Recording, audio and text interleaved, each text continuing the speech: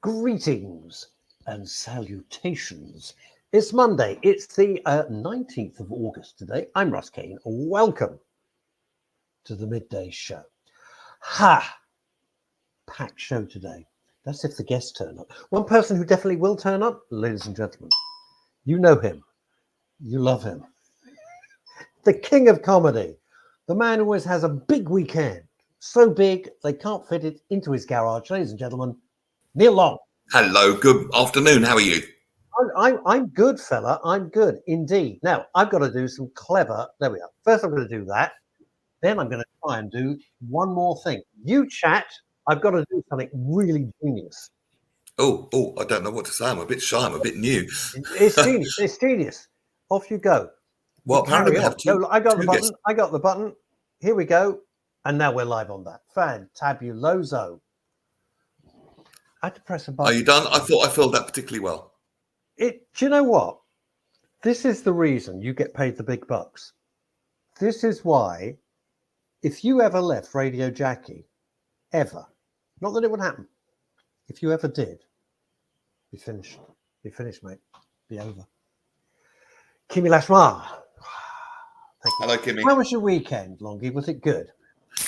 Yeah, not bad at all, thank you. Not bad at all. Had a comedy gig Friday night. It was a heckle night where they deliberately, it's a night where they're encouraged to heckle. It was quite fun.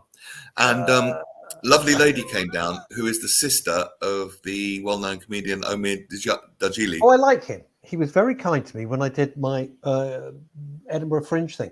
Ladies and gentlemen, I've never met him, but apparently he's a very nice man. He's a lovely guy. I'm going to introduce a dear friend of mine and a fabulous author. Patrick Humphries is in the house. Hello, Patrick. Hello. Let me explain. Hello. Patrick and I were at school together, and I've known Patrick since he was 14, probably about that. Yes. About 14. And he's one of the loveliest people I know. He's also one of the biggest brain boxes I know. He's a very, very well-known biographer, and his new book, all about the Beatles, yes, is coming out in a moment. Now, yes. When I had lunch with Patrick, which we do every now and then, I said to him, Patrick, forgive me for saying so, but hasn't everything about the Beatles been written 50 times over? And Patrick replied, no. There you go. There's a lot that hasn't been said about the most influential band of all time. And literally every day there's something new about the Beatles, but also it is just the most incredible story in pop. I mean, you go from Love Me Do to Strawberry Fields Forever in 4 years. And I'm sorry, move over Coldplay. You know, you're not going to get anywhere near that ever again. You had Lennon and McCartney, the greatest songwriting partnership in pop.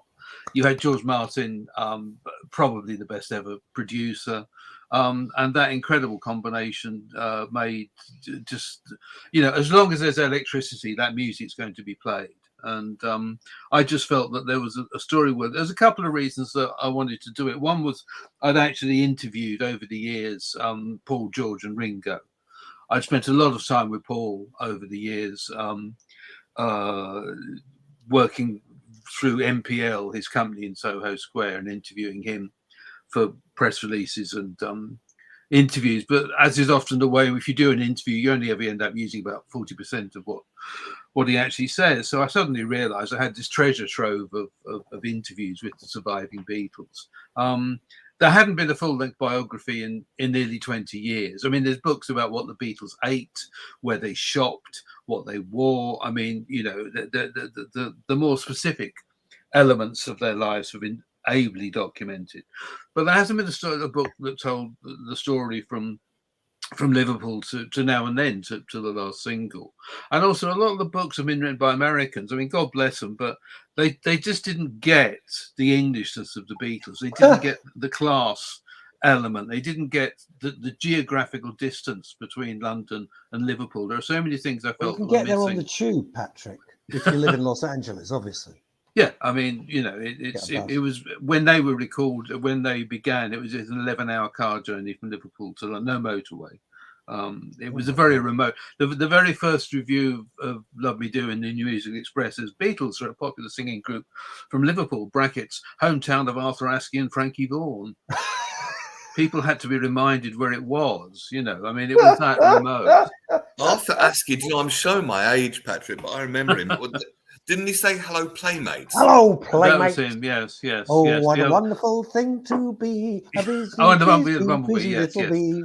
And there's the other one you'll remember is Ken Dodd. There's a great clip on YouTube of Ken Dodd just as the Beatles are breaking big, and he's saying, "Well, boys, I think I'd like a career as a pop singer, but I can't go out as Ken Dodd. Can you give a good down-to-earth name for me?" And George looks and says, "How about Sod?"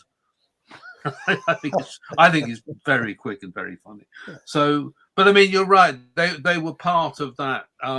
You know, they grew out of that showbiz thing. They were on the Morecambe and Wise show. They did London Sunday night at London When Palladium. he called him, do you remember, Longie, do you remember this? When Eric turned around and said, "All right, Bongo." Yes, yes, yes. Bongo.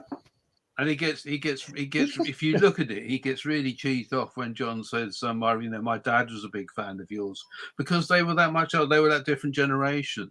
And I think one of the things about the Beatles is that they were something fresh. I mean, you look at A Hard Day's Night, which is a great film, and they are just fantastic in it.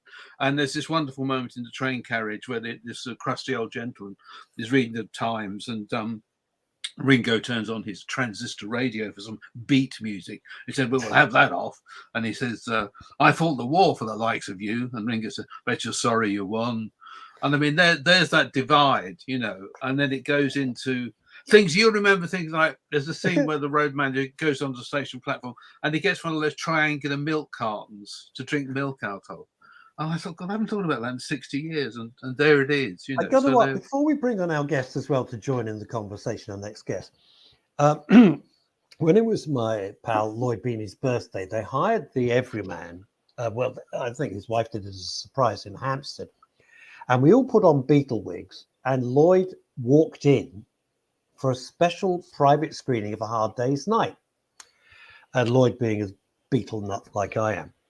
And we're all sitting there with our Beatle wigs on. It was ridiculous. And of course, the film's in black and white. And Longie, I promise you, I hadn't seen it in like a million years. It looked like something out of the 1940s, like late 90s, sort of 1939 to sort of 1946. It looked so, it was still fantastic, but you thought, oh my God, that is a different lifetime.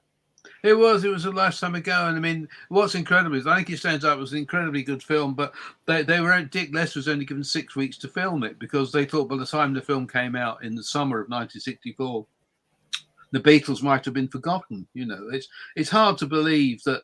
I mean, now they are just so much enshrined as part of our culture. You know, I mean, the British citizenship test has a question about the Beatles in it. You know, they're on stamps. You know, they're everywhere. But that was relatively. I mean, people forget. I mean, Russ, I'm sure you'd remember in the 70s, we all thought that hey, you know, Pink Floyd and Led Zeppelin, they were the future.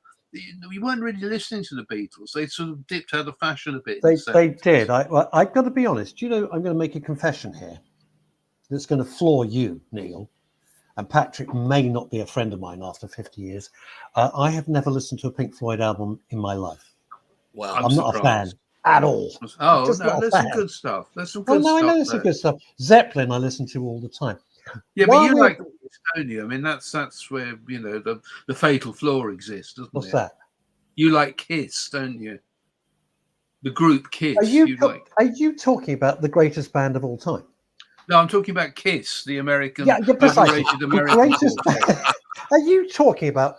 You've got to have the proper lineup. It's got to be Ace, Peter, Paul, Gene.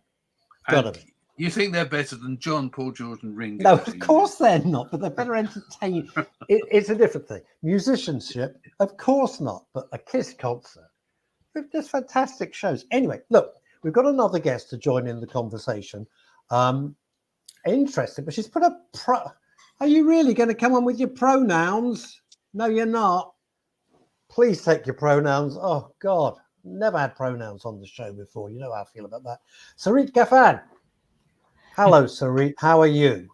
Hi, I'm very well. Can you hear me properly? We can hear you. Openness, courage, positivity, and passion. That all sounds good. It does, apart from the pronouns. So, Oh, Sarit, come on. no, Look, I'm it's just bollocks. doing it. It's absolute bollocks.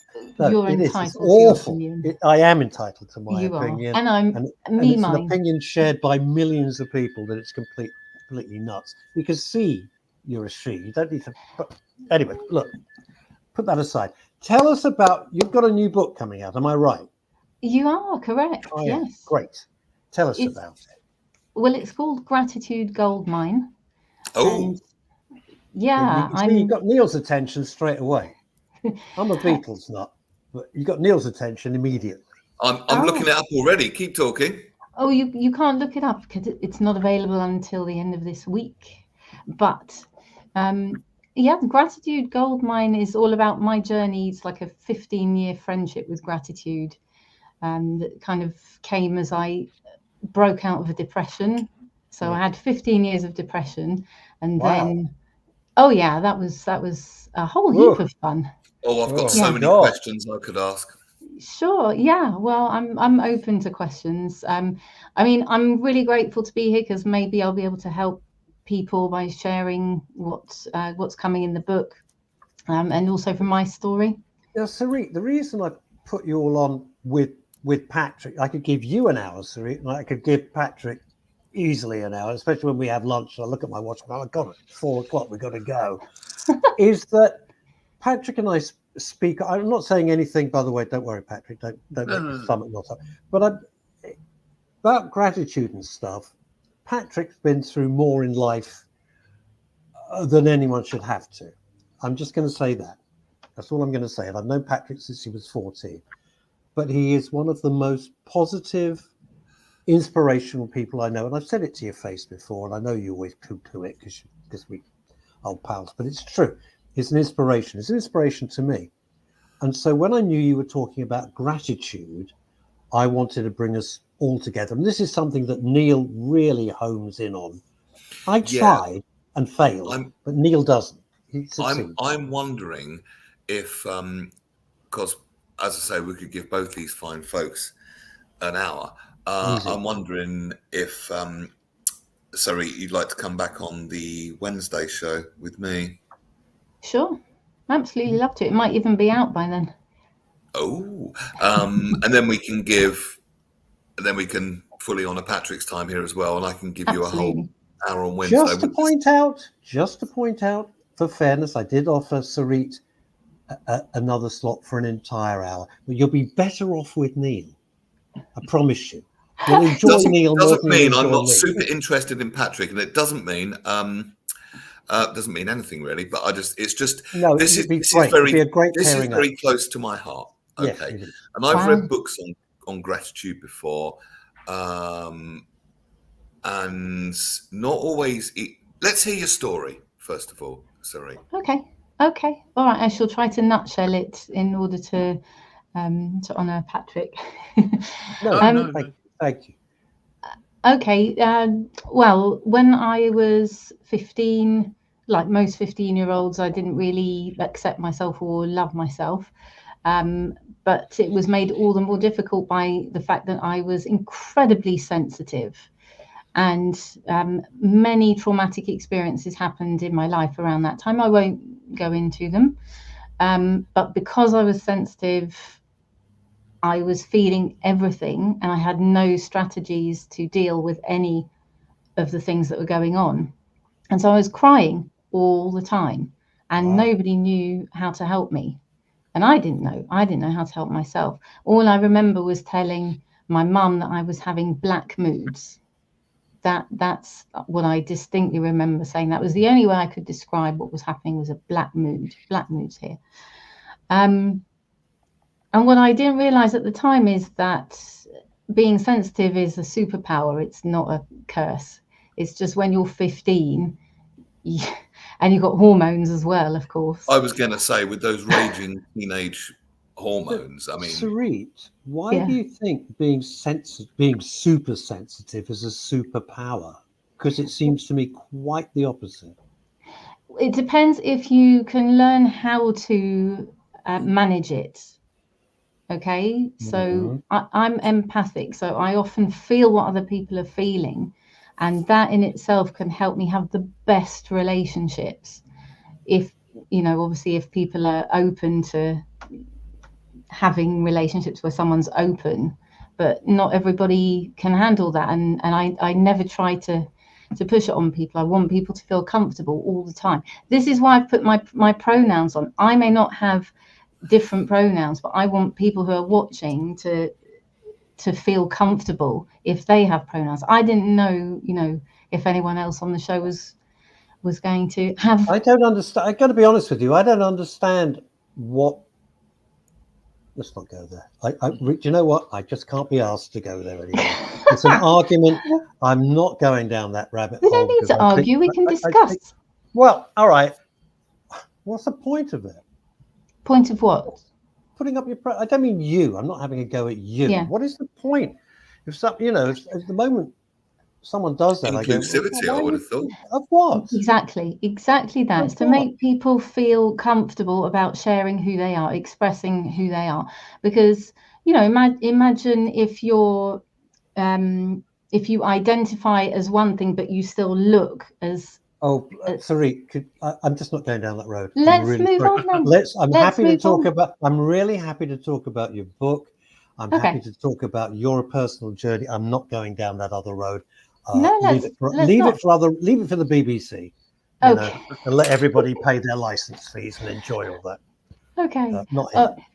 Just to round off basically where I was, I could not accept myself as I was, and then it was made all the harder by all these things that had happened to me, and I actually began to hate myself because I was crying all the time, and the responses I was getting about the crying were, you shouldn't be doing that, this is wrong. And so I felt like I was wrong. I felt like I didn't belong in this world, and there were times when I did. Depression. It really was. And the question I have to ask, because it's always when people talk about depression, had something specific triggered it, or was it just that horrible black dog that comes and visits for no particular reason at all?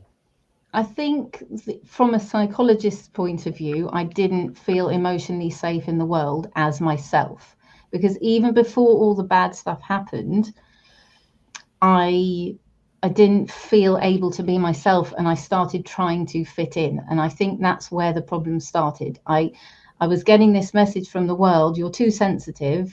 And so I shifted and tried to just please everybody. I became a real people pleaser.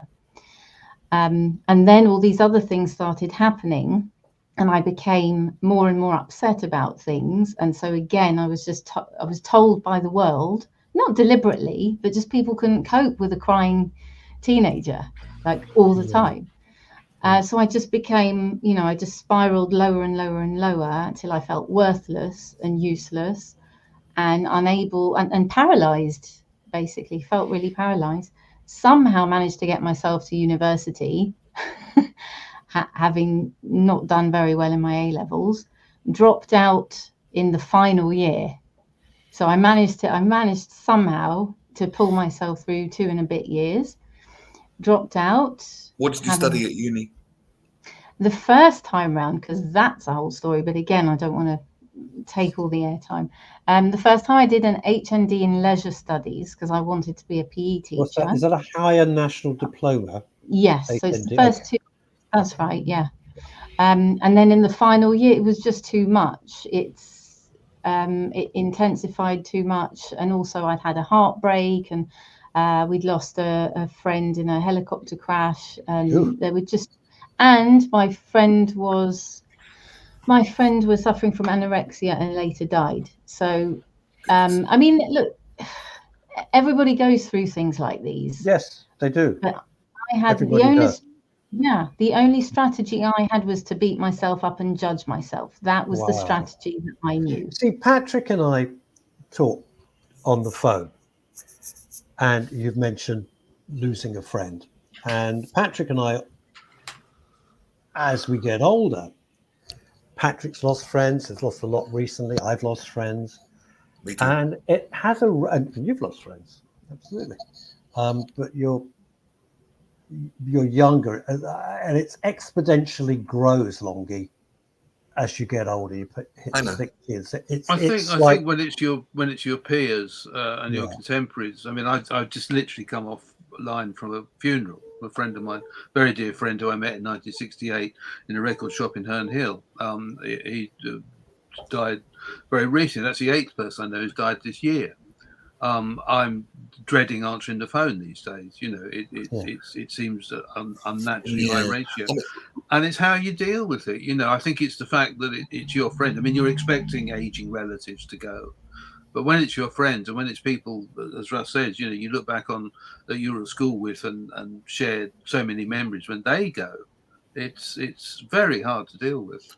What do you do? Because Russ says you're one of the most positive people he knows. What do you do for keep yourself positive for your mental well-being?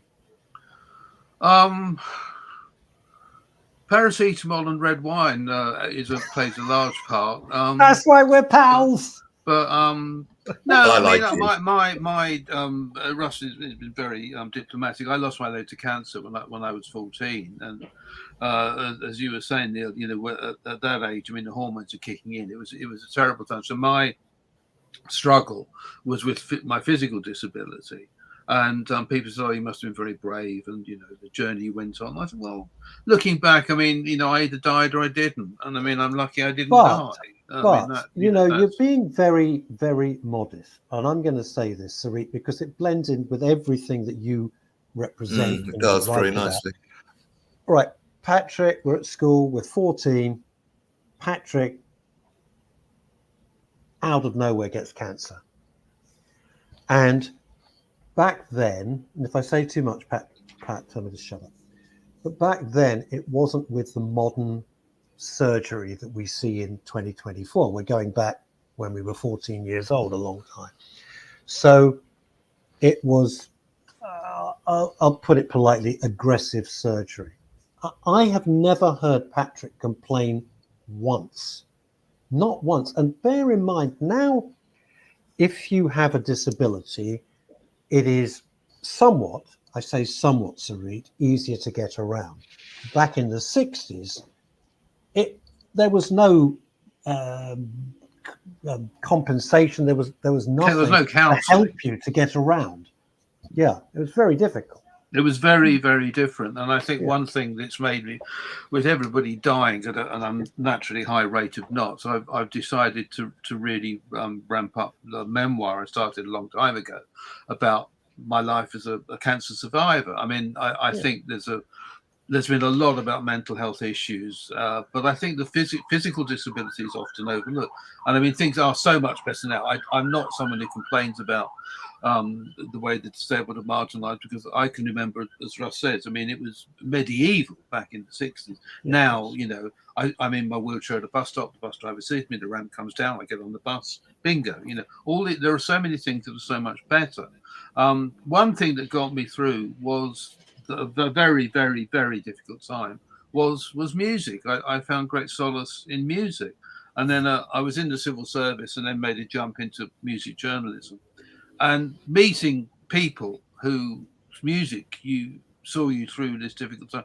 I mean, I was in New York to interview Art Garfunkel. They put out the remastered Simon and Garfunkel CDs. So normally when you do an interview, what they want to talk about is the year they've spent in a windowless room recording their new album. This, because it was the Simon and Garfunkel era, Art was very happy to talk about it. So we did the interview in his apartment. There were so many gold records around, there wasn't room on the wall for them. He pointed out the Dakota building to me. We had this fantastic interview. He said he remembered him and Paul busking in Trafalgar Square and getting moved on by the cops. I mean, great, you know, great.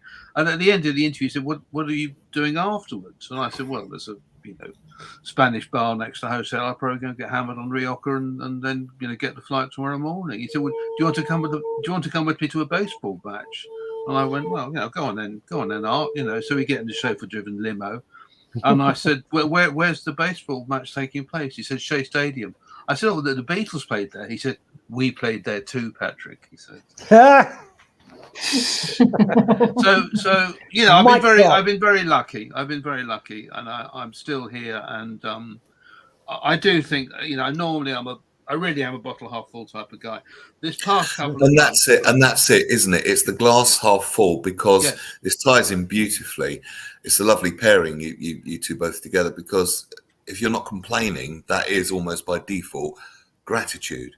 And but more recently, I'm coming to the understanding that, and at a stretch, that it's more than when you say highest good well-being, I'm picking up on that.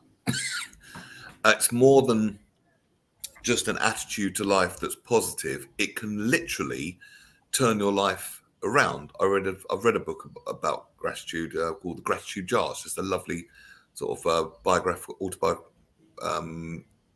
Was it when you write about yourself rather than someone else? Autobiography. And it's a lady who literally turned her life around, almost, I want to say, on an energetic level, which then manifested physically with gratitude. So this is what I want to go into more deeply, maybe today and certainly on Wednesday with and you, I certainly Sarit. want to say one thing that Patrick has brought into my life,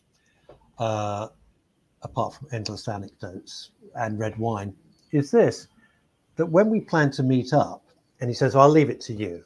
And then, of course, I have to think, which I'd never do. And it's a new dimension for me and was very awakening. I think, what's the access like at this restaurant? Where's the loo? Is the loo on the same level? Can Patrick get, and now it's second nature. But at first I thought, oh, we go there. And I'm thinking, what am I doing? There's like stairs up there, the loo's down in the basement. That's never going to work. You have to plan ahead for a lot of it. But it's interesting what Neil was saying about gratitude, because if you pick up Metro today in the good deed feed column is my thanks to the bus driver last week. I was going for lunch in town. Well, the day didn't start very well. The bailiffs came round. That's a different story. Oh, God. I got a 3 out of 5 review in Mojo for my Beatles book, which I was really cheesed up about. Then I got on the usual thing. Bus came on. I got lunch and engagement in town, and then you press the buzzer and you get off the bus. Spoiler ending. The platform wouldn't come down, and so I was stuck on the bus. And the driver did all he could, and people were getting it, just didn't work. And then eventually he got an engineer out, and I managed to make my lunch engagement. So when something like that happens, I always send something a good deed feed in Metro, say thanks to Jonathan and all the other passengers on the 159 in Whitehall last Tuesday, because people who had their own agendas are saying, "Oh, do you want a hand, mate?" I've always found people very kind, and if they are, I always, the kindness of strangers, and I always try and acknowledge that one way or the other. That's good. Do you think Sarit, would you believe what goes around comes around in good things? Put good things out, you get good things back. 100%. But I'm going to ask you the pertinent question. Is it possible to turn your life around with gratitude? Yes, as long as it goes hand in hand with kindness. Because you can't force yourself to be grateful if you're feeling rubbish. It's pointless. Do you mean self-kindness? Yes. So it all starts with yourself. Asking for a friend. Yeah. So you're all over this, aren't you, Neil? Yeah. Wow. You and Neil will have a 1 hour special, and you'll love it. Think of this as an amuse-bouche before the main course for Neil. There's a public school education coming out. And I'm also aware that gratitude has the same etymology, the same root as gratis, meaning free. And like I need to tell you this, you've written a book on it, but I'm just putting it out there. And grace as well. Is that the same root, don't they? So is it? That's what I didn't know. What's grace? I didn't know. What is grace? Grace, it's a spiritual term. It's just what do you mean? Explain that. Grace. Yes. I suppose it's space to operate, ease, like a grace period. The opposite of struggle, maybe. That's the best I can get. That's the closest I can get. Amazing grace. I once was lost and now I'm found. Yes, Amazing Grace is the hymn. It's a bit religious-y for me. I'm more kind of spiritually minded than religious, but that is definitely in that. Yeah. Yeah, it's funny. I always ask if I'm sort of meditating. I always ask for things to be with ease and grace. I've never actually thought about what does grace mean. Ease is easy, but grace, yeah, I've never actually thought. You think of a swan, don't you? Grace. Sarit, when you say ease, do you want things? And I'm asking the question because I genuinely don't know. Do you mean I want things to come easily to me, or just to get through life with a degree of ease? Well, if we're not at ease with life, then we're at dis-ease, aren't we? Yeah. But what I mean is I'd like to flow through life. In fact, those attributes behind me are 4 out of 9 attributes. If I could read like with my eyesight. Openness, courage, positivity, and passion. Say it again, Neil, because I can't read it. Openness, courage, positivity, and passion. Okay. And the others that you can't see are commitment, receptivity, immediacy, and honesty. And what does immediacy mean? It's about being present in the moment. Oh, right. Feeling what's right. Yeah. So those are all. Yeah. So those are all attributes of flow, and the reason they're behind me is to remind me every day. I want to flow through life. I don't want to push or force things. I'm not saying I need everything to be easy, because obviously when things are difficult, that's when you grow. But yes. No, I mean, I don't go with that. I don't go with that at all. And I'll tell you why. Because Nietzsche, and everyone says, oh, what doesn't kill you makes you stronger. And I just think that's bollocks. I've always thought, I think what doesn't kill you just makes you like, jeez, okay.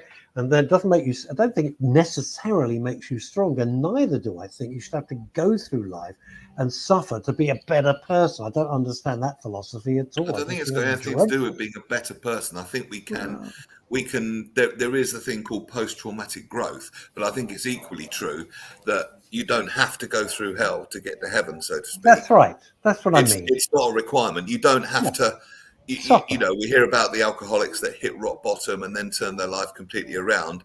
You don't have to hit rock bottom. You could just drink moderately in the first place. Do you see what I mean? No, you could do, but if you to use an example, but not to dissuade anybody watching all over the world, especially in America. If you've got a drink or drug problem and you can turn your life around, it's a huge thing to do, and it's. Oh, what is that exciting? I'm going to mute myself. There's some interesting. Wow. Yeah. Okay. Could you tell them to stop? I don't like that ice cream. That ice cream van is not going to do good business. I'm telling you that right now. Straight off. I don't get the idea that you have to suffer through life. I think, suffering, and Patrick of all people, I don't think. Yeah, I mean, my thing is that it's just horrible. I still get these terrible pains in my stump. I had a very high amputation, and I get these terrible. It's irregular. I don't know when it's coming, and it is pain. It is unendurable. On a scale of 1 to 10, it's 15. I mean, I'm literally banging my head against a brick wall to take the pain, to try and take the pain away. And I've been to all the pain clinics at St Thomas's and Guy's and King's, and bless them, they've tried to find out what it is. And it seems to be there might be a nerve, even nearly 60 years after the loss of the leg, there might be a nerve that's still causing this issue. So for me, it's pain. I mean, I can manage most things. Dealing with that, because it's so regular, it's very frustrating. But the other thing with me, and Russ has been very, very kind about me, I mean, it's that practical element. I mean, it is planning ahead. It's if it's raining, when I used to go around on my crutches on my artificial leg, if it was raining, it was very slippery underfoot, which made it very difficult.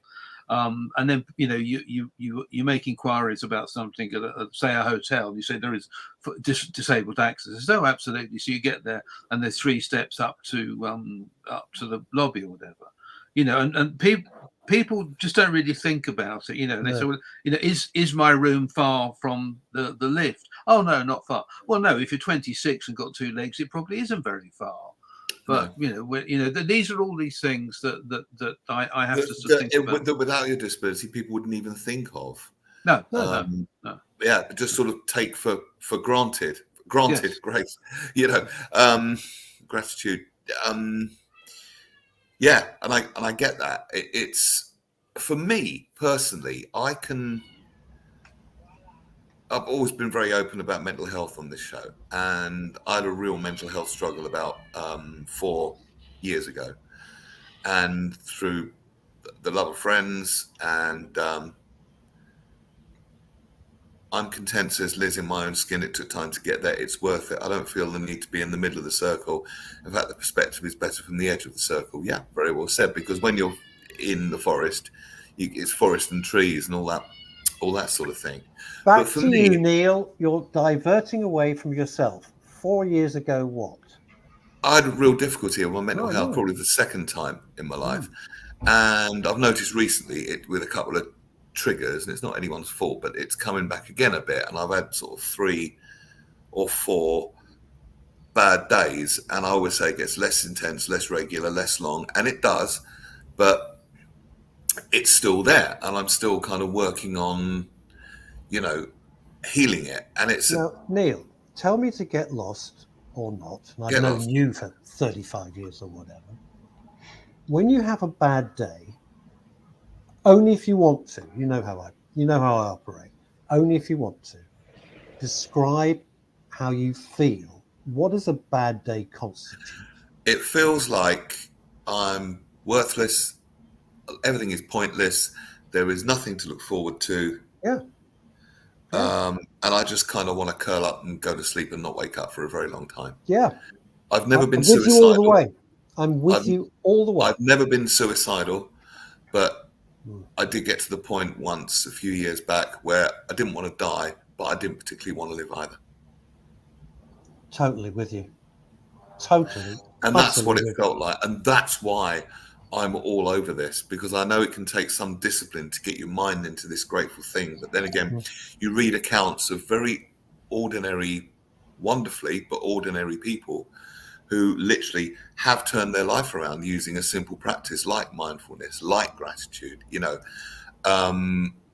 and as science advances, particularly quantum science and all that sort of stuff, there seems to be a scientific basis for it.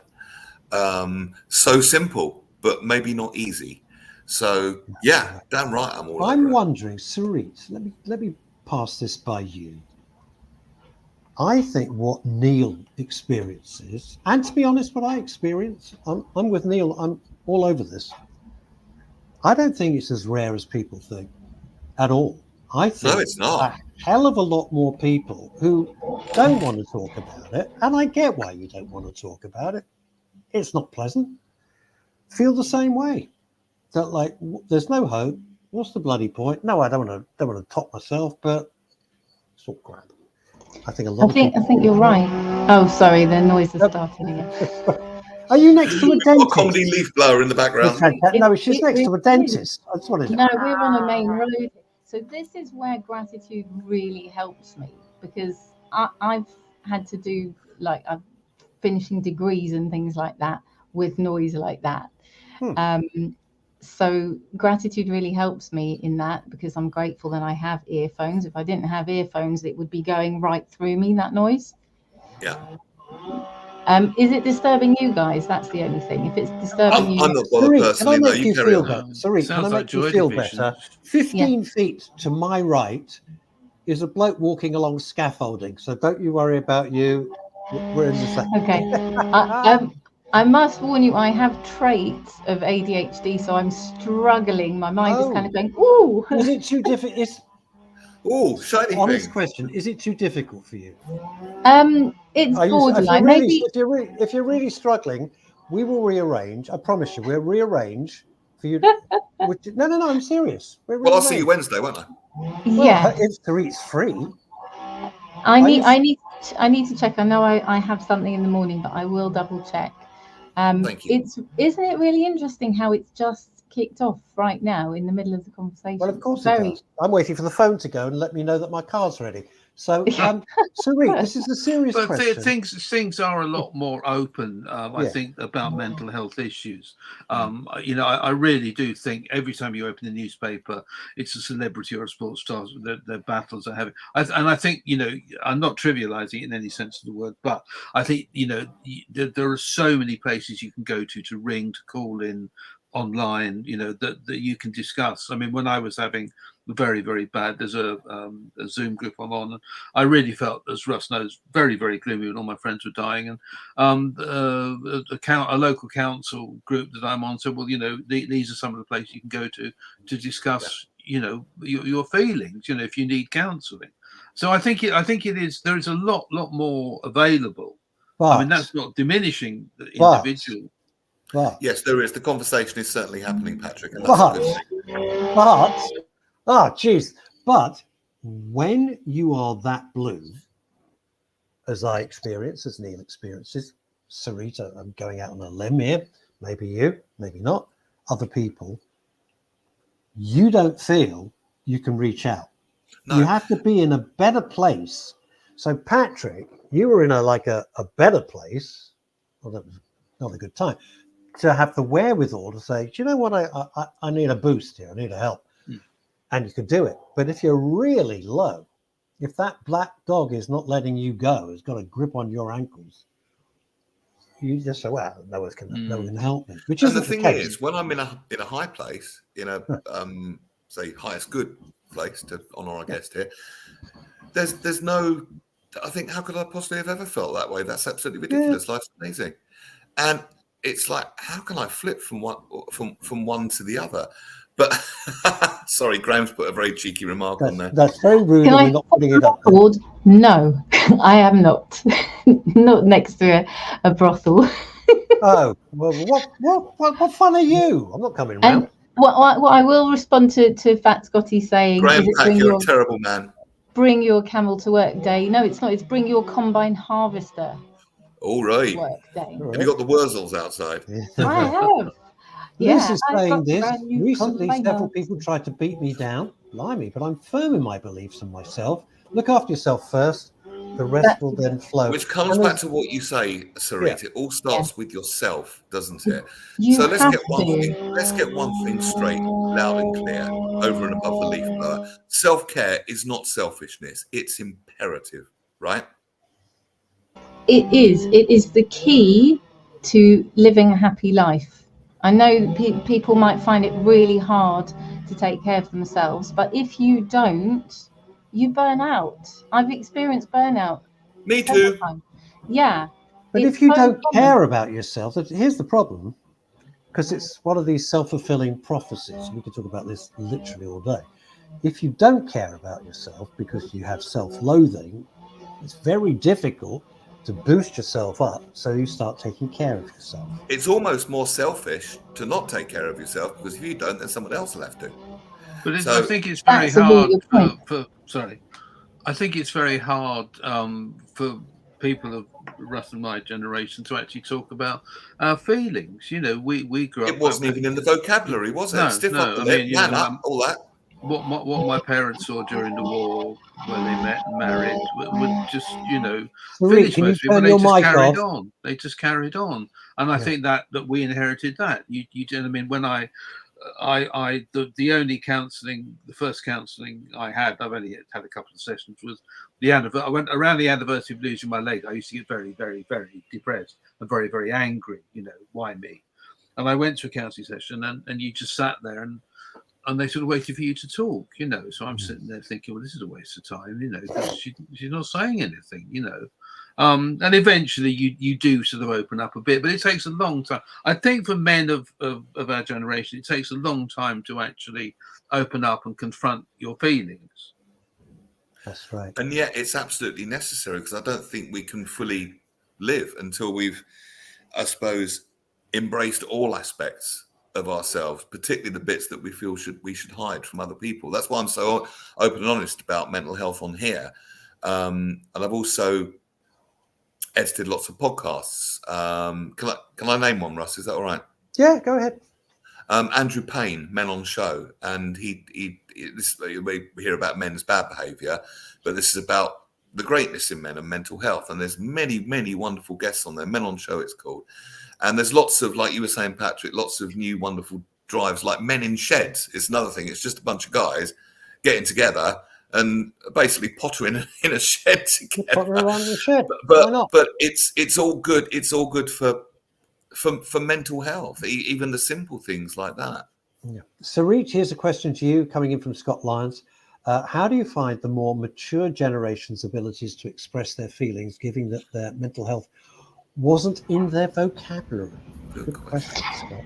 Yeah, what I've found is once you give them the space to do that and encourage them to give themselves permission to share, the vocabulary is there, and it might not necessarily be the same as, you know, the technical jargon that we might use, or I really try to shy away from jargon and just be real. Once you give them that space, they're all over it. Shall I mute again? No, keep going. He's moving further away. Hooray! Bye-bye. Don't come back. No, it's a daily thing. But can I just give you an example? What are they doing? I think it's leaf blowing. Yeah. Oh, but can I just say, this is an example of how filling your cup works. Because if I hadn't filled my cup, that noise would be really irritating right now. But because I've meditated before I've come on here, I've done some exercise, I'm able to just sit here and go, okay, that's part of life. But you see, Sarit, you want to be more like me, and you want to be more like me and Patrick. Do I? And just yell F off, and then you feel so much better. Okay. And how do I meditate for that? Turn the Rolling Stones up very, very loud. That's very, very loud. Kiss. I do like the Stones, but Kiss. You were talking about Kiss earlier. Neil, sorry. What is your self-care practice? You mentioned meditation.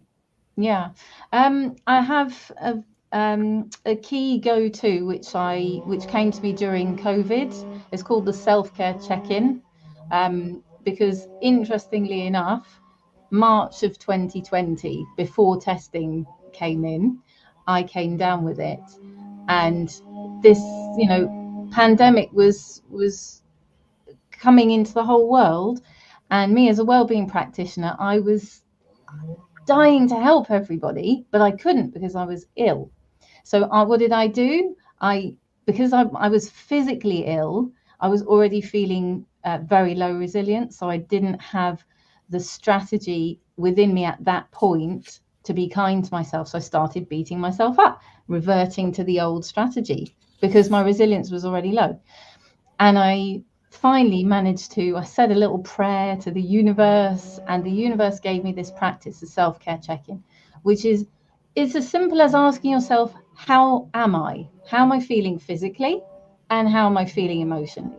But you do it on a scale of 0 to 10, because you know what it's like. I'm sure all of you know how difficult it is to express how you're feeling when you're feeling low. But if you do it on a scale of 0 to 10, somehow numbers are easier for me, even though I'm a words person, not a numbers person, to say, okay, I'm actually feeling 3 out of 10. As soon as I say to myself, I'm feeling 3 out of 10, something in my mind and in my heart goes, uh-oh, somebody needs some kindness. Does that make sense? No. Well, no, it does, but I don't see how. No. It makes the mechanics of it, if I can call it that, okay, without being rude, but the mechanics of it, I totally understand the process. Where it would not work for me is like, okay, I'm feeling 3 out of 10. Now what? Now what? Okay. So I get up to that point, and I get that you're doing a self-check, but then what do you do? That's only sure. That's only a piece of the puzzle. So it's a whole lifestyle. Well-being for me is a lifestyle now. Okay. Mm-hmm. So if you find your 3 out of 10, it's about how can I move myself up the scale by 1 point only. We can't we can't be just if you go to the next point, okay, so if I'm feeling really quite low, do I know what's making me feel low? That's why we check in. So the physical check-in is you're scanning your body to see how you're feeling.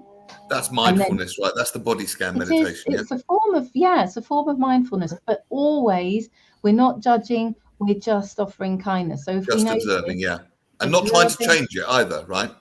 No, until the end, when we've got a like a full score and a bigger picture of how we're feeling.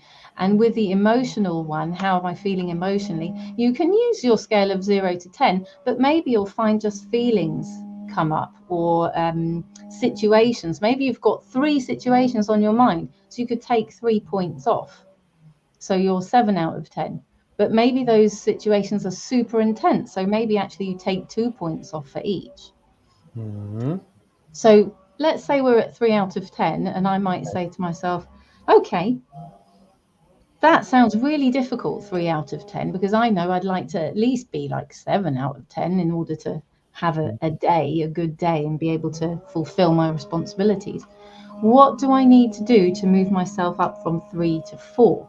So I'll tune in, and that's the key. You have to tune in. There's no point going on your phone and looking for validation on Facebook or Instagram. Who's liked my post? That's not it. It has to be, you have to tune in. What is it that's going to make me feel better? I'm going to call a friend, because I know that friend's always got some kind words for me.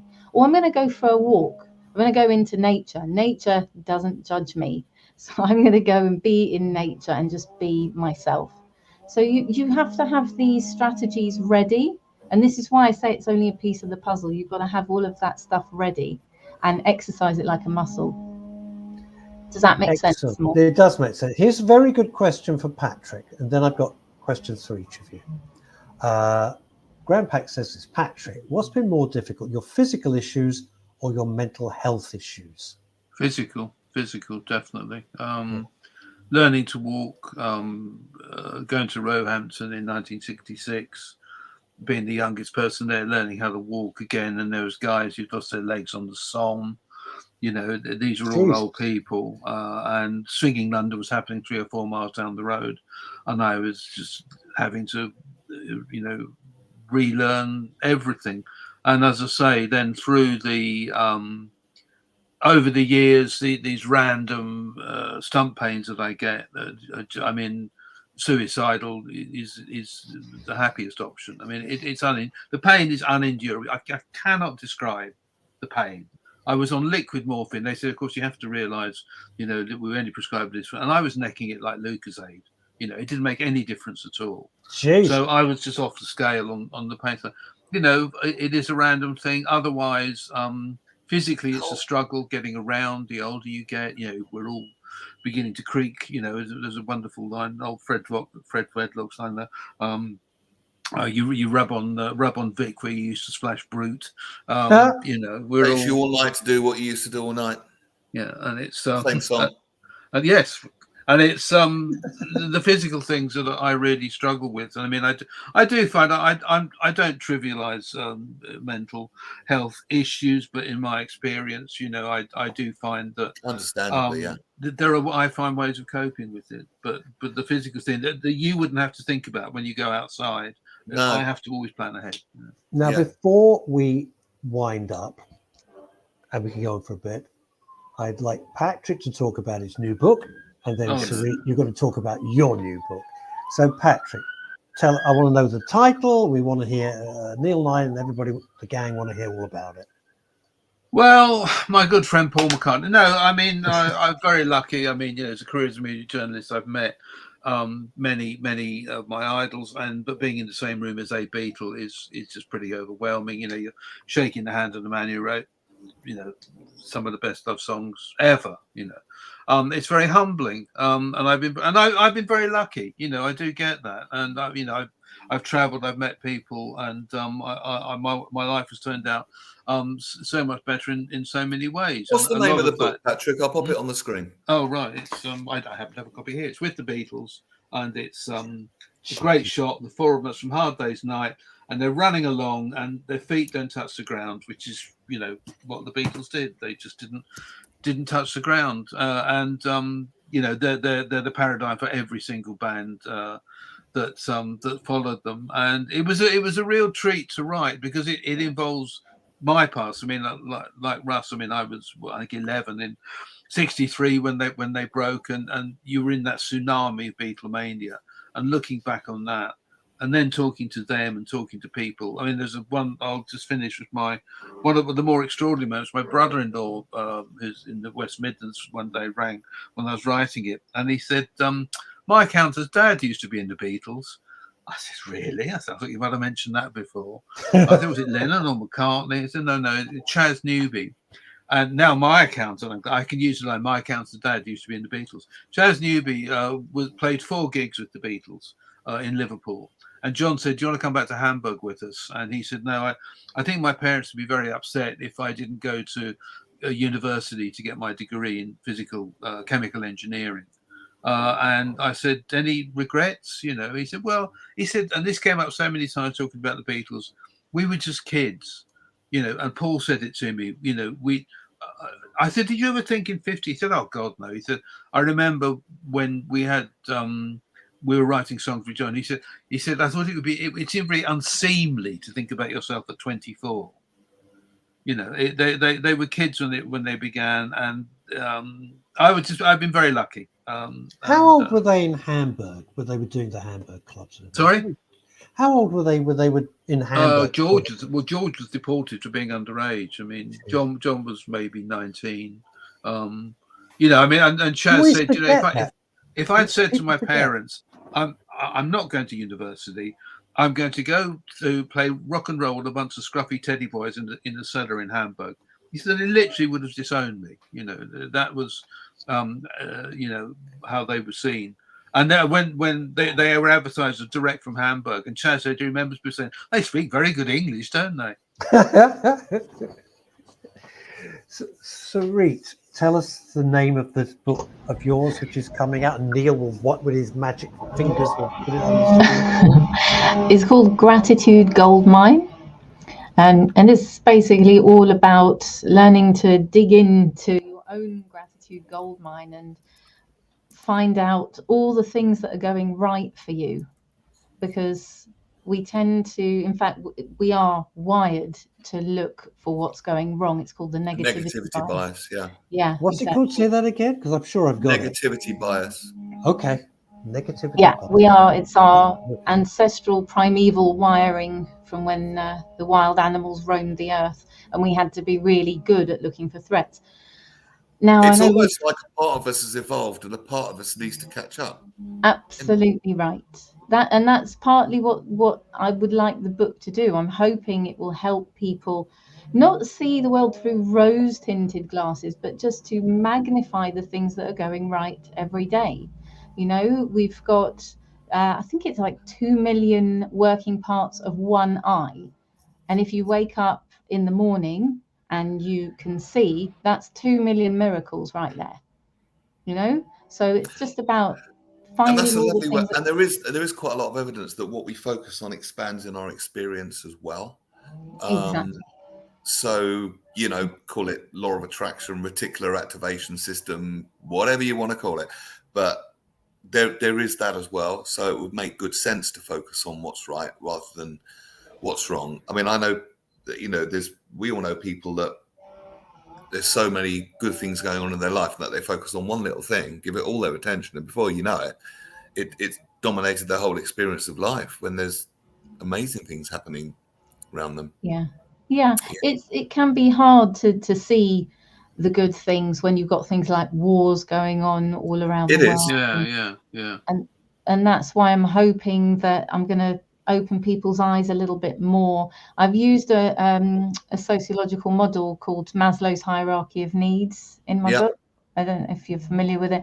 It's the pyramid with the, you know, basic needs of food, water, shelter, going right the way to your self-actualization, fulfilling your purpose. Which you can't get unless the foundations are in place, of course.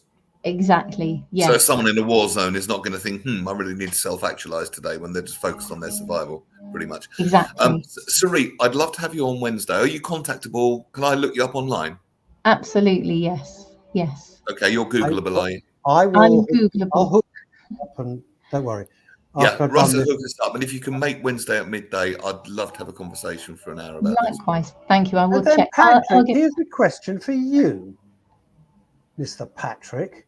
Are you free on Friday? No, I'm going up to Liverpool to the Beatles convention. I think what Sarit was saying earlier, I think it's very difficult in these times. The news is so bad as well, everywhere. But we can always take, I think, great comforts in finding out whether Ben Affleck and Jennifer Lopez will get back together again. Very important. I think I find it important. Very significant, I think. Yeah, and if people on Love Island have split up, I know. You see, the clock says we've run out of time. We never tackled any of those issues. And it goes breaking news, and I go, who the hell are these? Who gives a monkey? I know. Breaking news. I woke up this morning. I'm alive. There you go. And you know how I look at that? You can build your day from that. That's what I always say. Sarit, absolute pleasure. Patrick, likewise. Always a pleasure. You know that. Right. Longie, I knew you'd love these two, and I'm so glad. I do. Really lovely to meet you both, and good luck with the new book, Patrick. And you too, Sarit. Thank you. Yeah, thank you. Good luck, Patrick. Oh, we've got to end with this fabulous joke. This fabulous gag from one of our viewers. Is Patrick, when you're going to Liverpool, are you staying overnight or are you a day tripper? Can I just leave you with this thought? They voted the top 15 funniest jokes in Edinburgh, and you were talking about pronouns earlier, and I actually can say this without offending anyone, I think. And it is pretty funny, actually. I'm an extremely emotionally needy, non-binary person. My pronouns are there. Neil will be back, hopefully, with Sarit on Wednesday. Until then, try and stay out of trouble. And good luck with the leaf blowers, by the way. Yeah. All right. Bye, everybody. Bye. Bye. Good afternoon. Thank you for having me.